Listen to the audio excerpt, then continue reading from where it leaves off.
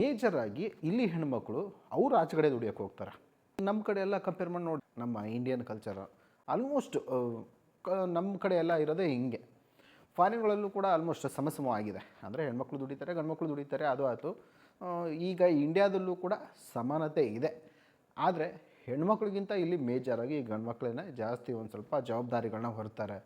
ಪ್ರತಿಯೊಂದು ಅಂದರೆ ಈ ಹೆಚ್ಚು ಜವಾಬ್ದಾರಿ ಹೊತ್ಕೊಂಡು ತನಗೇನೂ ಇಲ್ಲದೆ ಎಲ್ಲ ಮನೆಗೋಸ್ಕರ ದುಡಿಯೋವಂಥ ಜೀವ ಒಂದು ಇದೆ ಅಂತಂದರೆ ಅದು ಗಂಡು ಮಕ್ಕಳು. ಯಾರು ಗಂಡನ್ನು ಯಾರು ಹೆಂಡ್ತಿನ ಯಾರಾದರೂ ಓಡಿಸ್ಕೊಂಡು ಹೋಗ್ಬೋದು ಅನ್ನೋ ಕಾನ್ಸೆಪ್ಟನ್ನ ಕೇಳಿದ ಮೇಲಂತೂ ಸಿಕ್ಕಾಪಟ್ಟೆ ನಗುನು ಬಂದ್ಬಿಡ್ತು. ಜೊತೆಗೆ ಅದೇನಾದರೂ ಇಲ್ಲಿ ಬಂದಿರಿ ಏನೇನು ಆಗಬಾರ್ದಿತ್ತು ಕತೆ, ಏನೇನು ಆಗ್ತಿತ್ತು ದೇವ್ರನಿಗೂ ಅದು ಈಗ ಇಮ್ಯಾಜಿನ್ ಮಾಡ್ಕೊಳ್ಳೋಕ್ಕೂ ಆಗೋದಿಲ್ಲ. ಹಂಗಾಗಿನೂ ಆಗ್ತಾ ಇದ್ದಾವಲ್ಲ ಎಲ್ಲನೂ, ಇಲ್ಲೂ ಎಲ್ಲನೂ ಆಗ್ತಾ ಇದ್ದಾವೆ. ಜೊತೆಗೆ ಕೊಲೆ ಮಾಡಿ ಹೋಗ್ತಾ ಇದ್ದಾರೆ. ಏನು ಮಾಡ್ತೀರಾ?